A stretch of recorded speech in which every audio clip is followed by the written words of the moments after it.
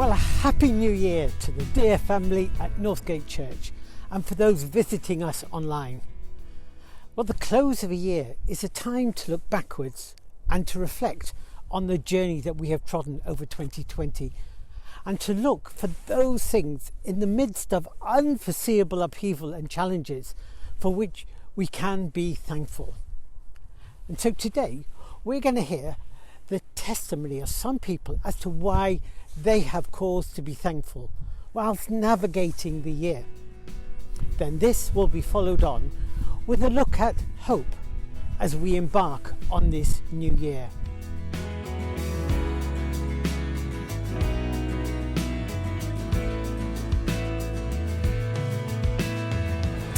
Good morning. Well, this morning we're here in KidsBank and we're with my dear friend Cathy, and we're going to hear what God has been doing throughout the year in this wonderful work that's going on in the studio of Northgate Church. So Cathy, lovely that you've joined us this morning. In this season of lockdown, when everything has been pared back and cut back and closed down, what has God been doing in KidsBank? Oh, Lynn, thank you for inviting me. It's great to be here with you all this morning. Morning, church. Oh, Lynn, do you know, if I could use one word of what God has been doing, it's abundant. Yeah. It's extravagant.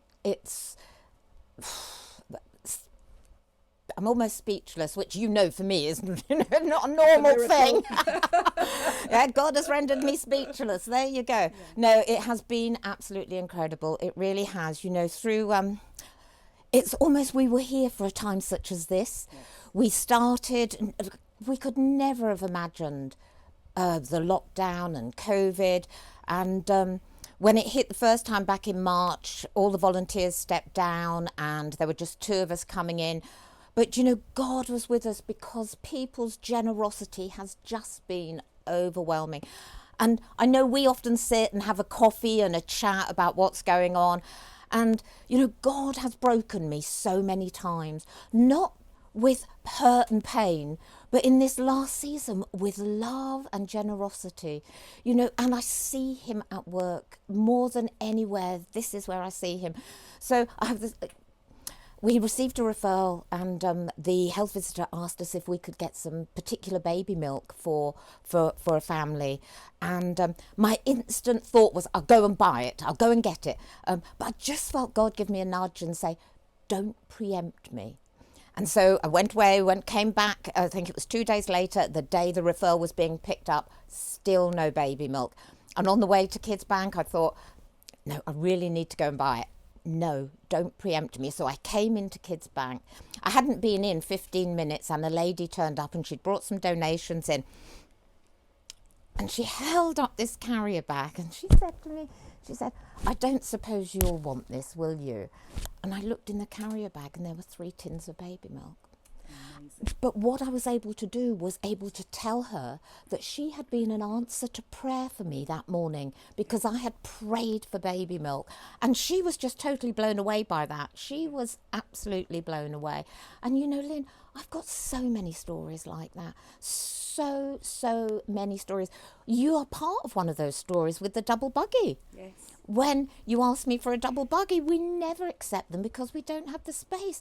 But just a day or so before, I'd accepted a double buggy. And then you asked me for that family. We had a family that came to the church and they came from Africa, and she was about to have twins and they had absolutely nothing. And in the conversation, as she and I talked, this lady, she asked me for a double buggy. And I said, oh, I haven't got one, but I know a lady who might. And I came to see Cathy, and the day before she'd accepted one. So we were able to bless this family with a double buggy, 2 Moses baskets, and everything else that they would need for the beginning of life. For these twins. So Cathy, one of the things that you've told me that's happened over this last 9 months is there's been an abundance of provision come into KidsBank, and it's been a bit like Joseph's barns. They've absolutely been overflowing. But one of the things that's really touched me is you've been able to bless families in need, but this has also caused a great blessing for the people who've given, hasn't it? Could you just tell me a bit about that? Yeah, it's you know how God works, and you meditate on things and you think about what's going on, and slowly it's revealed to you, isn't it? And I realised that during this period, we've always known KidsBank is about more than giving stuff, but what KidsBank I feel has enabled is open hearts. Yes. And so the people who donate to KidsBank, their hearts are open, and we know that when there's an open heart, God can do absolutely anything, and the blessing is just, it just continues to come, and you see it, it just keeps coming, to the point where I say to you sometimes, Lynn, how do I stop this? It must be somebody else's turn, but we are overwhelmed sometimes, we're just moved to tears that, God has been so good to us. Yeah. I really, God has been so good. I think really that's what sums it up. God has been good, abundantly good, from the very beginning of this venture until today. Yeah. And we believe he's going to carry on. Amen.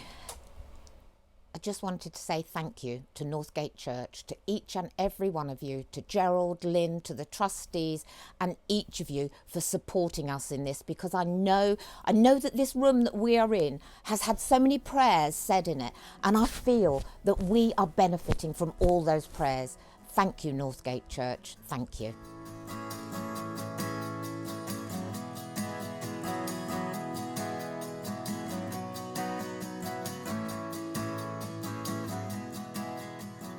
Good afternoon, dear friends from Northgate Church, particularly our dear brother, Gerald and his family, Tom and Jane, and the rest of the brothers that have been supportive of Destiny Community Center. Over the past 2 years, we are deeply touched by your generosity. If it wasn't for your support, only God knows what would have happened to this school. As you may be aware that we are providing education to the very vulnerable children from our communities. And so education in our community is not just a luxury, it's a necessity. It's very, very important. And so saving by faith requires strategic brothers and sisters to come on board and support. And Northgate Church has done this. You've gone over and above supporting 8 children that you sponsor. Actually support the general and overall operations of the school. We are so thankful. Lately, you sent a gift to give food packs to our children that have been sponsored. And we are so thankful because on Tuesday next week, we'll be able to give our children, on Wednesday next week, we'll be able to give the children your gift that you've given to us. May God bless you, and thank you so much. Phil Burnham here. I'd just like to share a testimony about God's faithfulness, goodness and love. Going back to November, it was a strange month for me, starting off on a high on the Sunday, the 1st. I was excited about being in church with other members of the worship team, looking forward under Al's leadership to lead the church in live worship. It was such a blessing. We all kept to social distancing and adhering to COVID rules whilst we were in the church building. So I was quite surprised on the following Tuesday to receive a message on my phone saying that I'd been in contact with someone who had tested positive for COVID and would have to isolate for 14 days. Up to that point, I'd shown no symptoms at all. And I later found out that 3 people from the worship team had tested positive. So decided to get a test myself. Surprisingly, it took 4 days for the result to come through. And as it happens, I turned out to be positive as well. And I was showing mild symptoms by that stage. The following day, the Wednesday, it hit me a lot harder. My energy levels had plummeted. I had shortness of breath and just wanted to sleep all the time, which is not normal for me, as some people would testify to. I was very frustrated. I was lethargic. I could not motivate myself to do anything. But God knew all this. By Wednesday evening, we'd had offers of meals, shopping, help, and important of all, prayer. And 3 meals arrived that evening, which was quite a surprise. In the following days, we had a constant stream of messages offering support, prayer, encouragement, and passages and verses from the Bible. All these from members of the church family and friends, both here in Chester and afar. I was effectively out of action for 4 weeks. However, through all that time, I had God's peace. I wasn't worried. I showed no anxiety. Even when the paramedics were called out one evening because my breathing was quite laboured, I was at peace and was not surprised when they found all my vital statistics normal.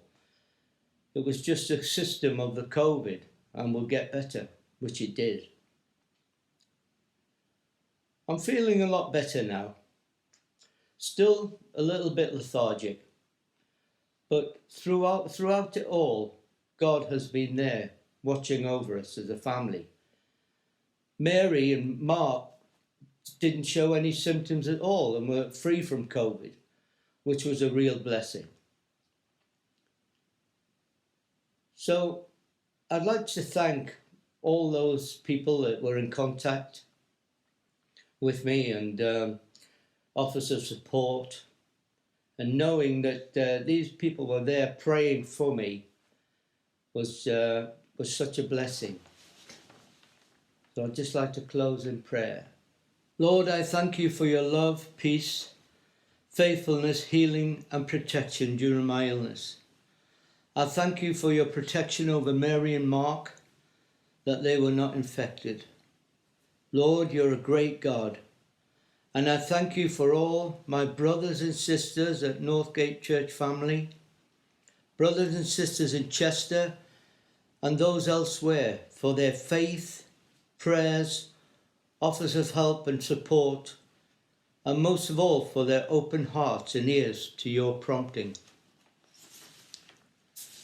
Lord, I thank you for watching over Andy and Claire, Al Gray and Jenny Ogden during their periods of illness. And Lord, I thank you for your protection over Anna and James and Rachel and Martha during that time. Lord, I pray for all those who have this COVID disease. Lord, bring your healing, bring your comfort to them and their families. Lord, I thank you for all the NHS workers. Lord, the doctors, nurses and helpers who work tirelessly day in, day out, Lord, to treat those that are affected by this disease. Father, I just pray for your protection over them. I also pray, Lord, that these vaccines that have been produced and that are being administered, and in those that are being developed. Father, I just pray, Lord, that they are effective in protection against this COVID disease now and in future years. Father, I thank you for who you are and for your great love. Amen. Good morning, Northgate Church.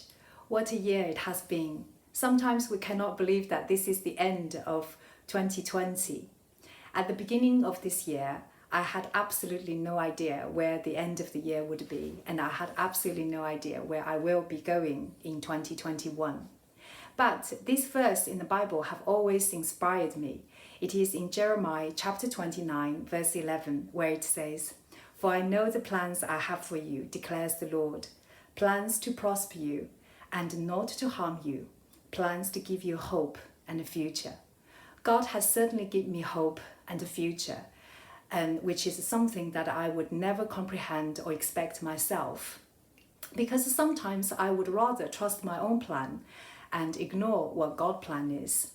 But throughout this year's journey, that once again, it has brought me so close to God and to know that His plan is always the best plan for me. As many of you might or might not know, that William and I have been together in the past 2.5 years, and it comes to the stage that we start to talk about getting married, and then the most important question pops up: who is going to relocate? Because we don't live in the same city, and I'm struggling with this idea that I will have to move to London. That is where he is living at the moment. I've been in this area in Cheshire and North Wales and since 2014. That is the year where I moved to Chester and bought my house. But I've been working in Ruthin since 2009, and it has been 10 years that Chester and Ruthin have been my home, and I settled in Northgate since 2014 as well. I met many of friends for life, and it is very hard for me to comprehend this idea that I will have to move church and giving up my job and move house, something that I do not want to think about. So I say to the Lord that if it is His plan, then it has to be exactly what I'm doing right now. It has to be somewhere that I can live, because I don't want to rent. I have my house, why should I rent? And then it has to be in the countryside. But in my mind, I knew it is impossible, because where is the countryside? In London.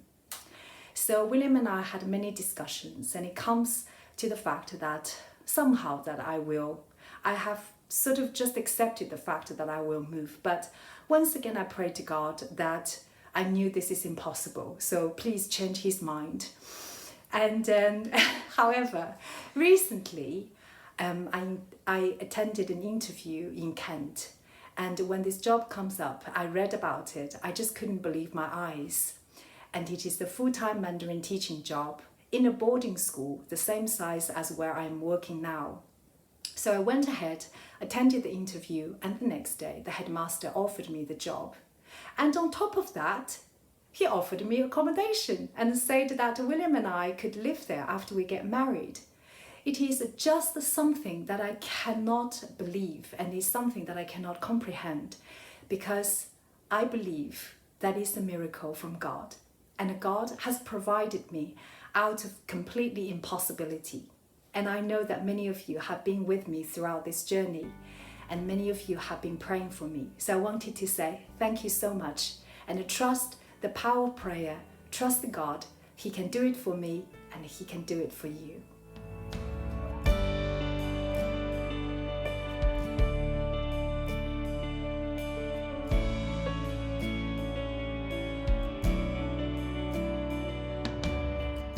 "2020 has not been the year that any of us had in mind.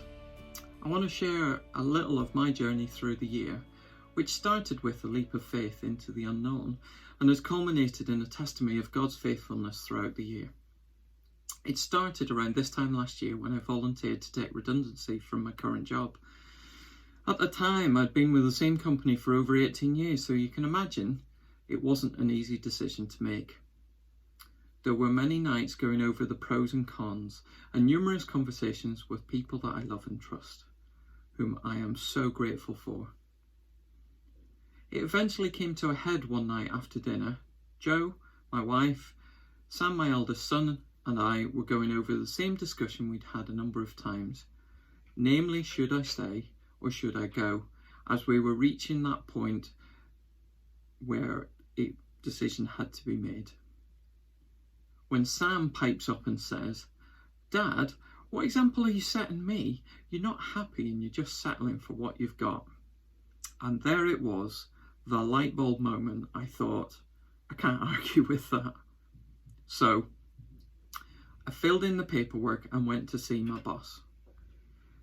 After a few days, my boss called me back in to his office to say that I'd been accepted. However, they would like to offer me another position in a role that would have been a complete career change into a different area, including them paying for my training. I'll be honest, my initial reaction was, I was interested. You know, in my spirit, I was thinking, oh, it's really nice to be wanted, isn't it? However, I said that I needed some time, so I had the Christmas holidays to think it over. After more conversations and thought, I decided that leaving was still the right decision. We agreed a leaving date of the end of July, and for the first time in a while, I felt at peace. I didn't feel the need to start looking for a job, as in my head I thought, great, I'll have the summer off, spend time with the family and relax, and watch all the sport that'll be on, like the Olympics and the football that was going to be on over the summer. How wrong was I? COVID hit a few weeks later and everything started to change. I continued to work through the COVID period, going to site every day. However, the project I had on slowed a little due to the pandemic, so I was asked to stay until the end of September, which I agreed to, thinking, well, I'll still take time off when I'm finished. COVID had brought an uncertainty in the job market, as you can understand, but I still didn't get very active looking. Again, I was at peace. I didn't feel the need to rush out and find something else, because I was still planning to have time off afterwards. Around June, July last year, I was chatting with one of the contractors who I was working with, and he asked if I'd like him to put a word in with the recruitment person at his company, even though there were no job roles advertised at the time. I thought and said, yeah, thinking, well, it's been a while, so if nothing else, it's a good reason to get my CV up to date and get some interview experience. Again, no rush. I'm planning to take some time off, but please go ahead. Not long after, I received an email back from the recruitment person saying, can we have a chat? So a few discussions later, they said, we think we've got a role for you and would like you to have an interview.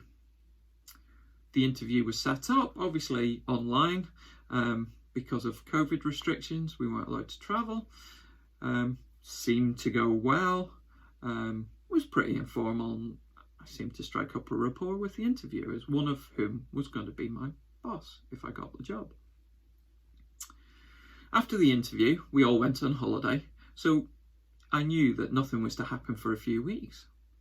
I went away, enjoyed the holiday, and on return, I received the news that they'd like to offer me a job, but needed me to start as soon as possible and not take the time off that I had in my head planned to take. So as it turns out, I was actually officially unemployed for 4 days, of which 2 were a weekend. So in summary, I just wanted to encourage you that God cares and He is faithful. He has given me the next chapter of my journey and a peace in a time where uncertainty in the world was high and continues to be. So over this festive time, I just want to say, may God bless you and keep you, and I look forward to when we can meet again in 2021.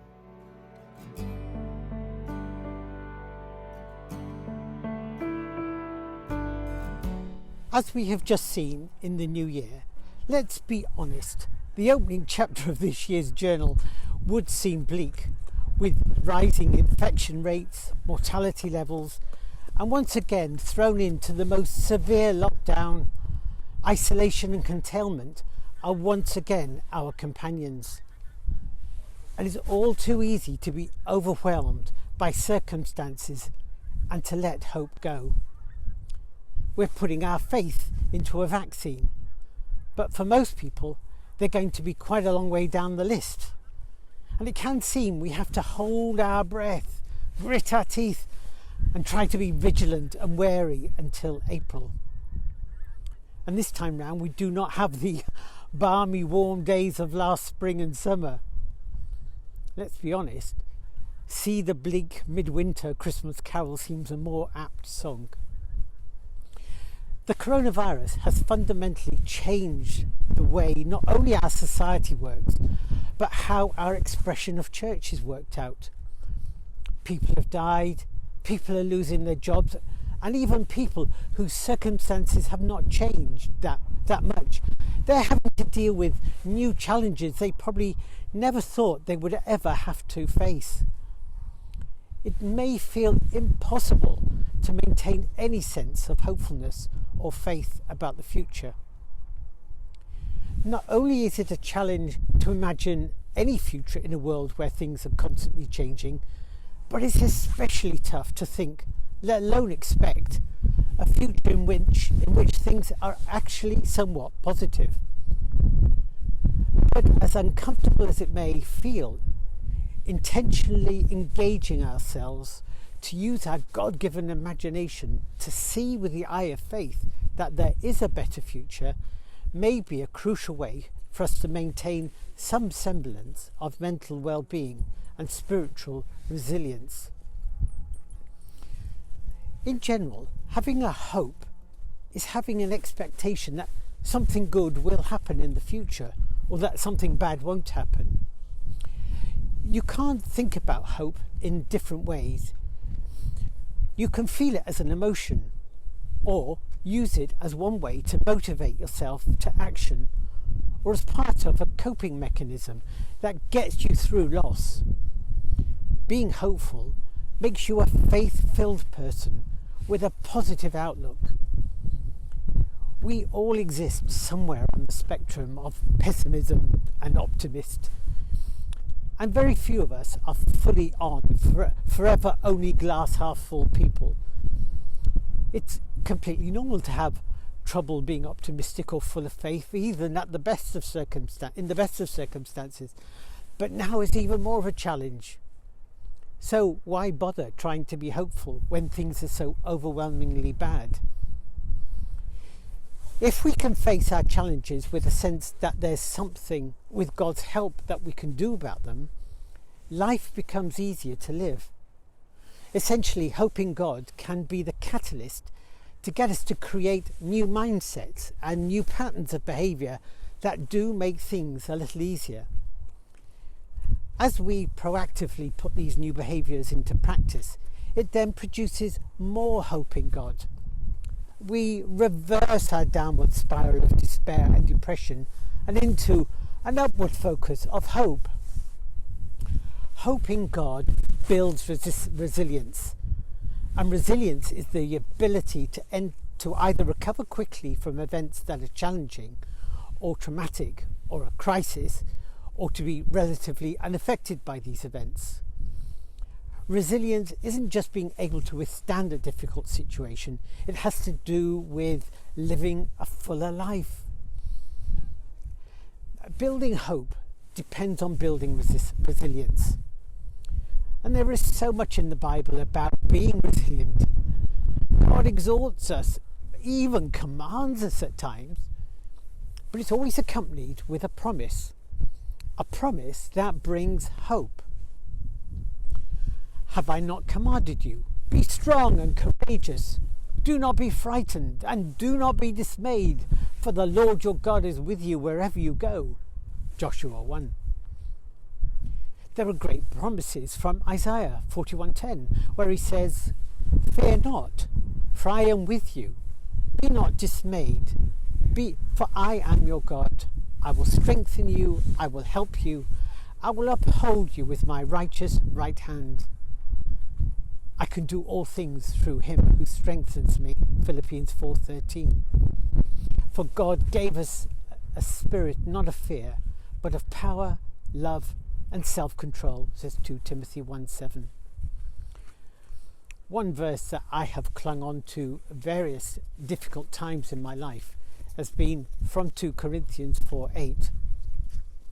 It says, we are afflicted in every way, but not crushed, perplexed, but not driven to despair, persecuted, but not forsaken, struck down, but not destroyed.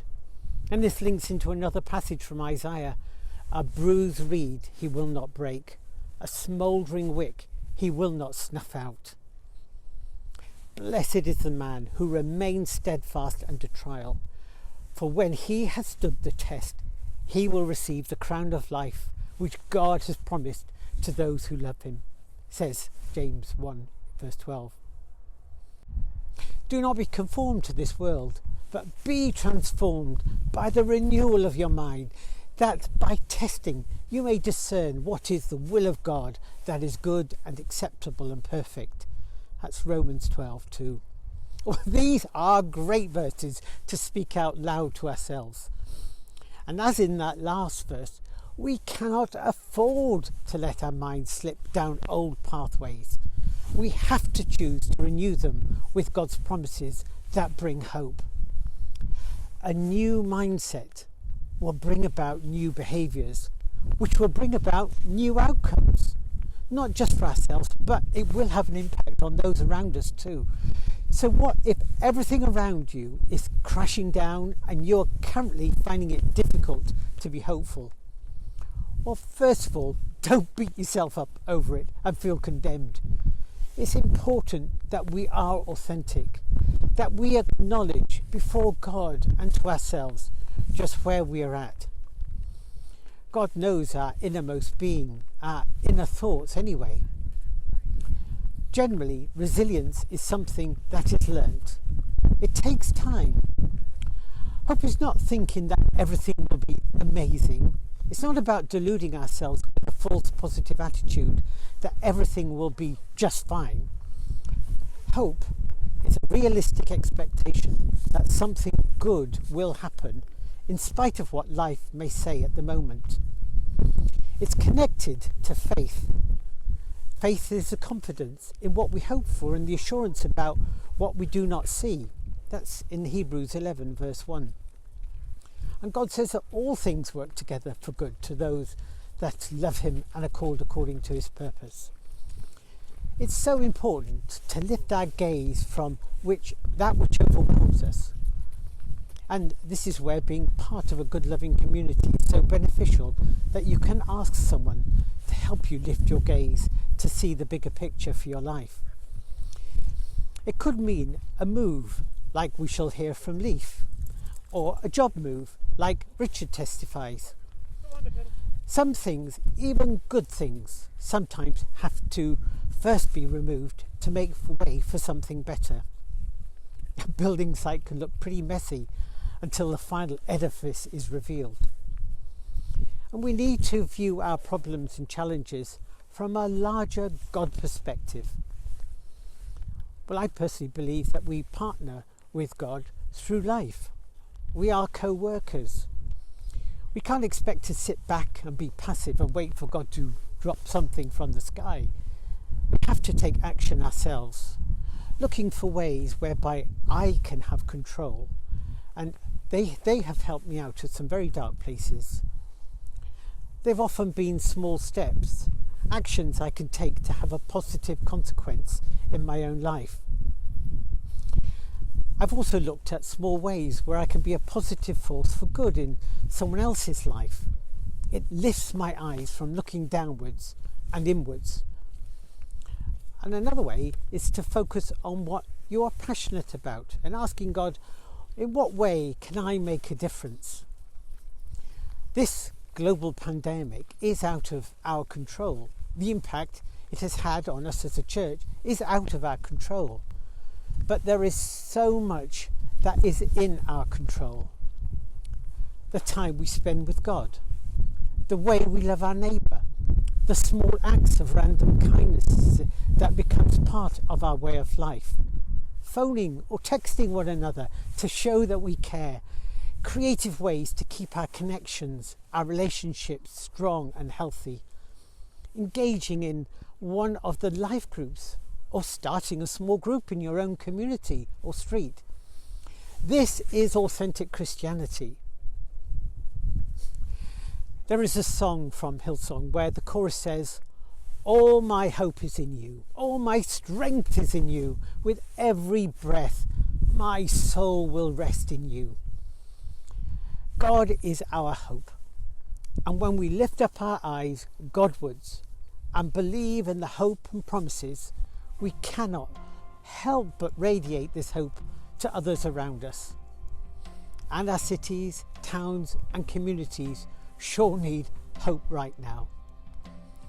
So let us hope fill our mind and hearts as we embark on this new year.